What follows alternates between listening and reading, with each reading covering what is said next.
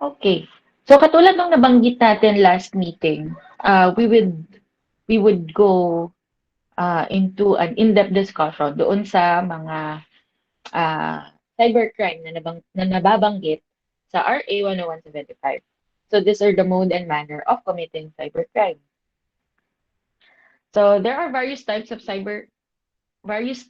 kinds of cybercrimes. The 2001 Budapest Convention on Cybercrime categorizes cybercrime into four: offenses against confidentiality, integrity, and availability of computer and data systems, computer-related offenses, content-related offenses, and offenses related to infringement of copyright and related rights. So for today, isa lang muna yung i-discuss natin. So as far as Philippine laws are concerned, the law tackling cybercrime has been under scrutiny by different sectors, such as the legal community, activists, youth sector, and the entire cyber community raised legal questions over the constitutionality of some provisions of the Republic Act 10175, specifically yung cyber libel, di ba? Ang sabi kasi doon, ah pinipigilan daw yung right o freedom of speech. Kasi 'di ba, ang sinasabi may kalayaan tayong mag-post ng gusto natin. Post natin kung sino yung mga pangit ninyong kaklase, sino yung mga magagaspang yung ugali. Yun, i-post niyo sa Facebook o kung saan mang social media site. Pero yun nga, yun nga yung ini-issue.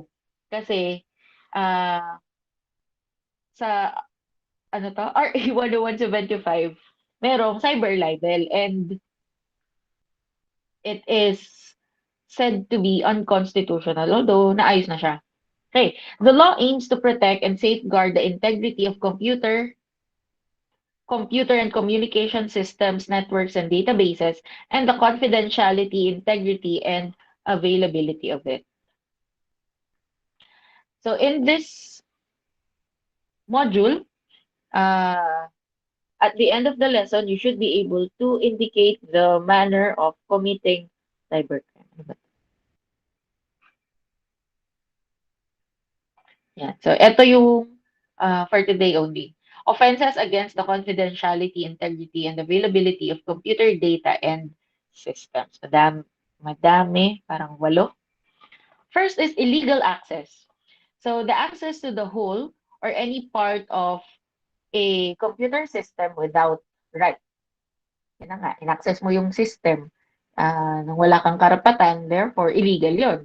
This includes the act of hacking, cracking, or simply the unauthorized entry of a person into a computer system without consent or knowledge of the owner of the computer or computer system. This is further committed by infringing security measures with intent of obtaining computer data or other dishonest intent or in relation to a computer system that is connected to another computer system. This may come in to form of hacking or cracking. Ayun na nga, ito na. So ano ba yon? Yung hacking at yung cracking.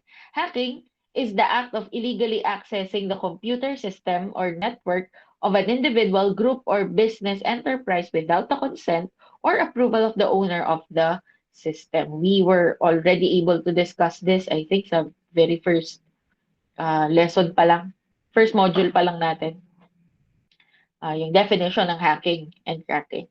So cracking is a higher form of hacking in which the unauthorized access culminates with process of defeating the security system for the purpose of acquiring money or information and or availing of free services. So basically sa hacking, gusto mo lang makita yung laman nung computer or nung computer system na yon. Gusto mo lang makakuha ng information.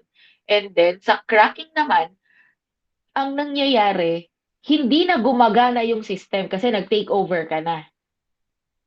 So, cracking is still hacking, pero yun na nga, mas mataas na uri daw siya. At ang end result nito, makakakuha ka ng pera or makakalibre ka sa mga iba't ibang uri ng mga services. Access comprises the entire of the whole or any part of a computer system. It may be a hardware, its components, store data of the system installed, directories, traffic, and content-related data. However, it does not include the mere sending of an email message or file to that system. Access includes the entering of another computer system where it is connected via public telecommunication networks or to a computer system on the same network, such as LAN or intranet within an organization. Okay. The method of communication does not matter. The act must also be committed without right.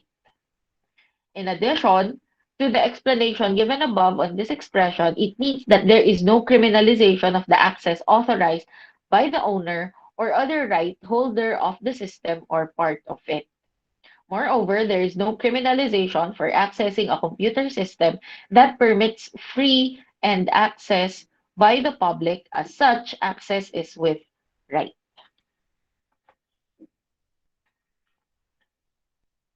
So the application of specific technical tools may result in an access of a web page directly or through hypertext links, including deep links or the application of cookies or bots to locate and retrieve information on behalf of communication.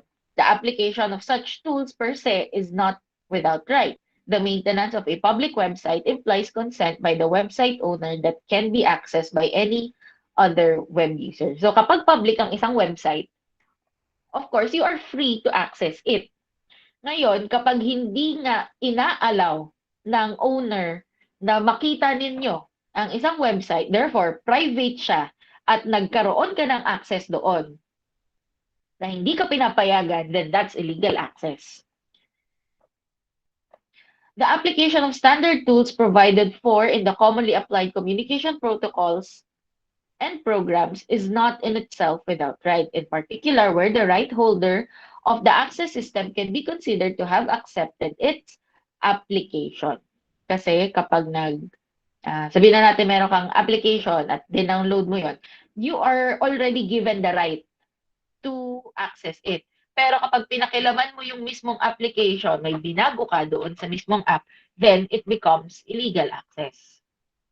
Okay. The second one is illegal interception. Natakal na rin natin to kapag nag-intercept, kapag may hinarang ka na in this sense ay data. May hinarang ka na data at hindi yun na-receive nung dapat na receiver. So the interception made by technical means without right of any non-public transmission of computer data to, from, within a computer system, including electromagnetic emissions from a computer system carrying such computer data. This provision aims to protect the right of privacy of data communication. Kaya nga, actually, nagkaroon na rin ng batas dyan, di ba? Yung mga, actually, madaming batas kung saan hindi pinoprotektahan yung privacy ng data mo. Yung specifically, data privacy law. Di ba? So the offense represents the same violation of the privacy of communications as traditional tapping and recording of oral telephone conversations between persons. Alam niyo naman siguro yan, the anti-wiretapping law, na hindi ka pwedeng mag-record ng communications ng walang consent. Or kung may gusto man kayong hulihin na kriminal, syempre, alam namang hingin mo yung consent niya, di ba? So you have to have a court order. Diba? Nagpaalam ka doon sa kinuhuli mo. Hindi naman pwede yun. So the right to privacy of correspondence is enshrined in the Philippine Constitution. The offense applies this principle to all forms of electronic data transfer, whether by telephone, fax, email, or file transfer. Therefore, dahil nga advanced na ang technology ngayon, it already applies to almost everything.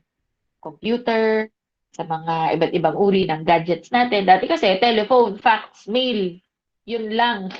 Pero ngayon, sakop na niya lahat.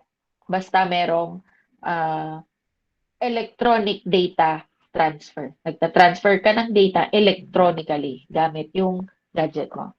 Interception by technical means relates to listening to, monitoring, or surveillance of the content of communications to the procuring of the content of data either directly through access and use of the computer system or indirectly through the use of electronic eavesdropping or tapping devices. Kasi nga, yun nga nag-intercept ka, naharang mo.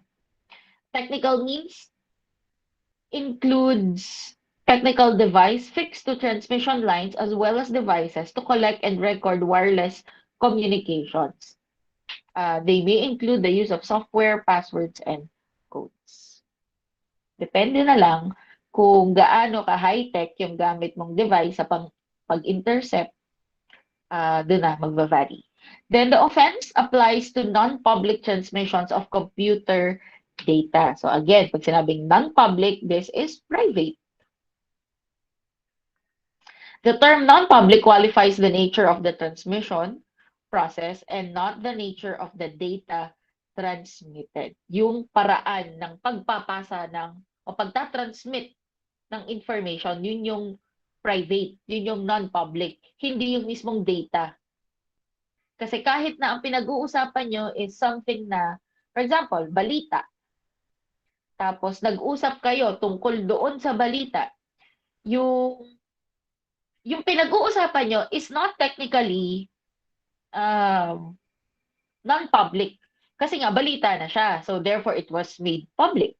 Pero yung pag-uusap ninyo, as in yung pagtawag nyo sa isa't isa, that is the one that is non-public. Yung pag-transmit nyo ng data. The data communicated may be publicly available information. Yun nga, yung sabihin nating balita. But the parties wish to communicate confidentially. Or data may be kept secret for commercial purposes until the service is paid. As in, pay TV. Yung, kumbaga, kailangan mo muna magbayad bago ka magkaroon ng access. Therefore, the term non-public does not per se exclude communications via public networks. Communications of employees, whether or not for business purposes, which constitute non-public transmissions of computer data, are also protected against interception without right. The communication in the form of transmission of computer data can take place inside a single computer system between two computer systems belonging to the same person, two computers communicating with one another, or a computer and a person. Employing cookies is not intended to be criminalized as such, as not being an interception without right. For criminal liability to attach, the illegal interception must be committed intentionally and without right. The act is justified, for example, if the intercepting person has the right to do so, if he acts on the instructions or by authorization of the participants of the transmission, or if surveillance is lawfully authorized in the interests of national security or the detection of offenses by investigating authorities. It was also understood that the use of common commercial practices, such as employing cookies, is not intended to be criminalized. Next is data interference. So the intentional or reckless alteration, damaging, deletion, or deterioration of computer data, electronic document, or electronic data message without right, including the introduction or transmission of viruses. Familiar naman na kayo sa virus, di ba? The aim of this provision is to provide computer data and computer programs with protection similar to that enjoyed by corporal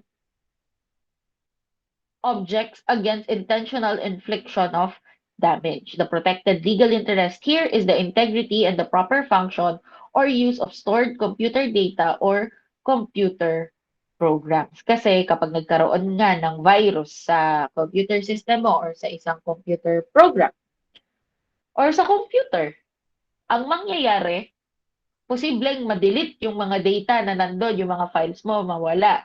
Or may mabago sa kanila, yun na nga, ma-alter, ma-damage, ma-delete. Yun ang mga posibleng mangyari kapag ah, naapektuhan ng virus ang iyong computer. So that is data interference. Deletion of data is the equivalent of the destruction of corporeal thing.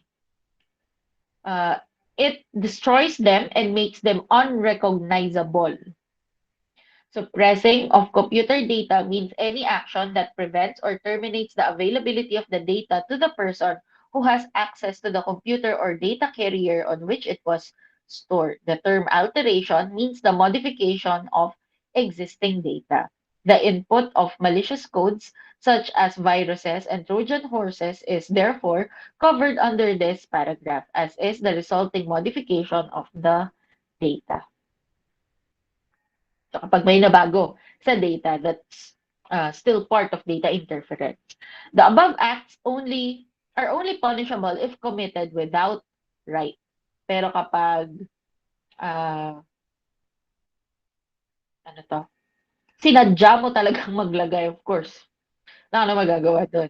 Common activities inherent in the design of networks or common operating or commercial practices, such as, for example, for the testing or protection of the security of a computer system authorized by the owner or the operator, or the reconfiguration of a computer's operating system that takes place when the operator of system acquires new software, are with right and therefore are not criminalized by this article. Yun nga, yung sinasabi nila, kapag sinadya mo, kapag hinayaan mo naman na maglagay ng isang virus sa computer mo para matest kung talagang matibay na ba yung security sa computer mo. Yung antivirus mo, gumagana na ba? So, naglagay ka ng virus para matignan nyo. Yun. Ginawa, of course, it is not criminalized. Hindi ka pwede magsampa ng kaso kapag gano'n ang case.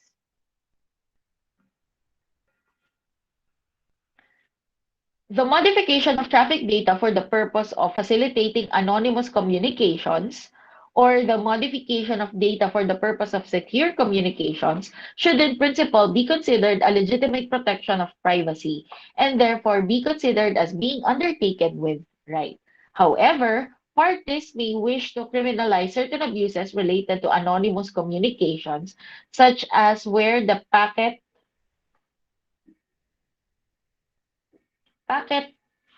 header information is altered in order to conceal the identity of the person who placed the virus in that computer system. A review. Virus. So these are programs that attach themselves to a computer or a file, then circulate themselves to a computer or a file, and to other computers on a network. They usually affect the data on a computer by either, yun na nga, paulit-ulit naman to, altering the data or deleting it. Yun ang nangyayari kapag na-infect ng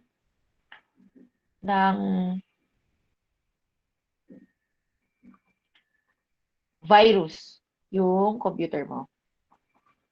Okay. Next is still sa virus. By far, the most popular incidence of cybercrime in the Philippines is the I love you virus or the love bug. The suspect in the case was a 23-year-old student from a popular computer university in the Philippines who drafted the virus with the vision of creating a program that is capable of stealing passwords in computers. Ultimately, to have free access to the internet because dati, 'di ba?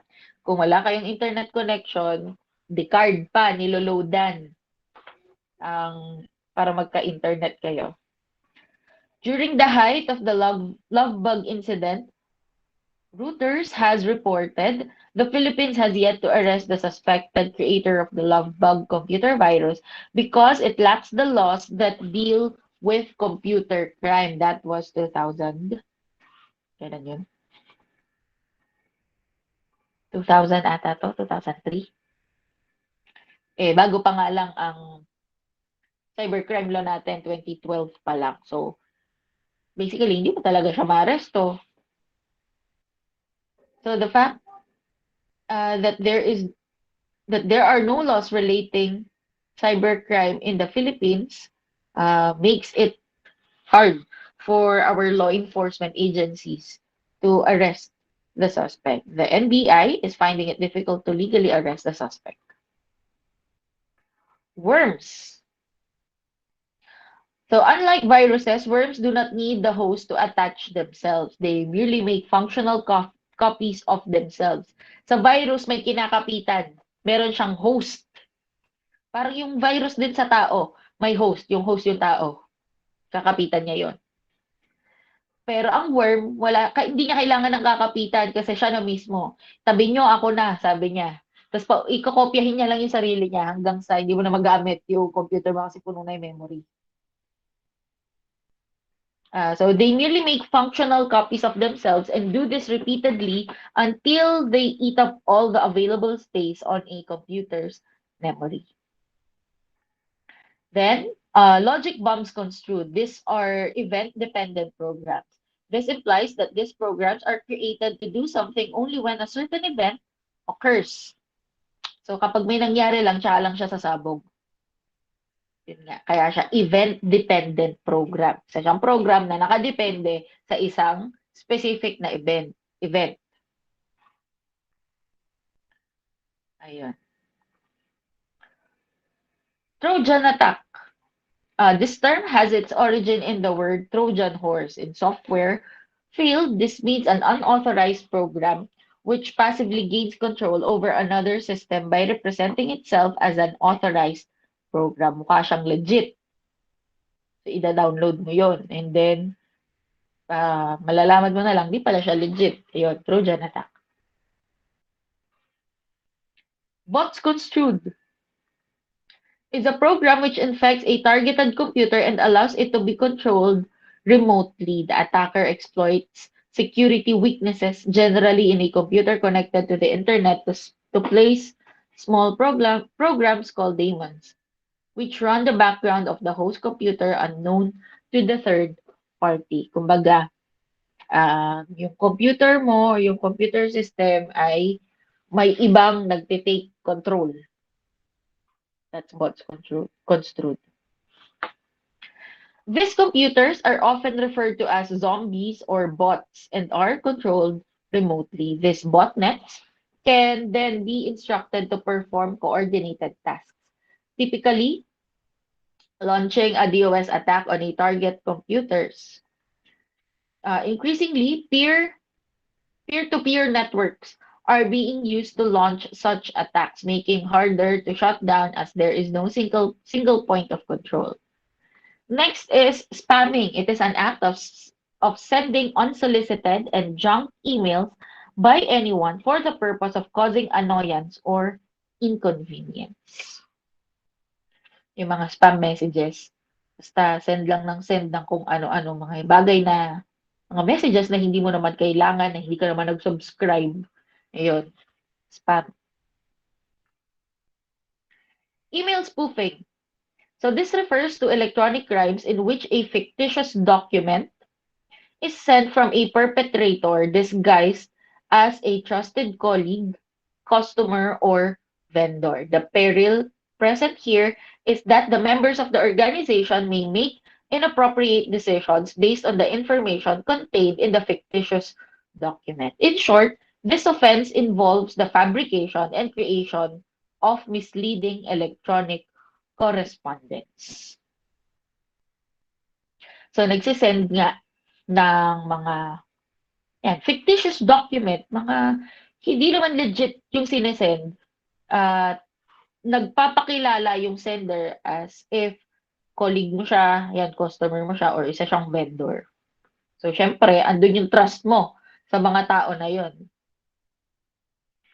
And then we have data diddling. This involves the creation of false electronic data. It may be paper-based or electronic-based documents where the inputted data is fabricated in part or in its entirety. It leads to inaccurate and often embarrassing situations. Yun na nga, gumawa ka lang ng chismis, gumawa ka ng fake news. Kaya nga sabi, pwedeng maging paper-based or electronic-based. Basta may mga hindi totoong bagay na nandoon sa document. And then we have password sniffing. So it's the automated guessing of IDs, passwords, or phone numbers. In essence, the electronic criminal uses this information to break and enter into a system. Kumbaga, kaya nga siya sniffing, inaamoy niya pa, tinatansya niya pa kung ano yung tamang password. Kumbaga, may system na dyan na automatic na siyang ah, naglalagay ng lahat ng password probability na pwede mong gamitin. Sniffing devices can often installed on the premises of a victim organizations by electronic criminals disguised as employees, contract service providers, or even janitors. Once the system is perpetrated, the criminal may attempt to gain access to certain sensitive information, interrupt access to computer resources, or just leave clever graffiti. A similar approach is called piggybacking, which is a process of following a legitimate user through security. Nagpipiggyback ka, sumasakay ka lang doon sa isang legitimate user, tapos tsaka ka mangangalkal doon sa system niya. Buffer overflow. So is the condition when a program or process tries to store more data in a buffer than it was intended to hold. Since buffers are created to contain a finite amount of data, the extra information, which has to go somewhere, can overflow into adjacent buffers, corrupting or overwriting the valid data held in them. Kaya nga siya overflow kasi ah nagsosobra siya or nagpapasobra siya ng ah ano 'to, sa memory, sa data mo. So, ang mangyayari yung legit na data na-o-overwrite, nako-corrupt siya ta's na-o-overwrite nga. So, may pinapatong na siyang ibang data kaya siya nag-overflow.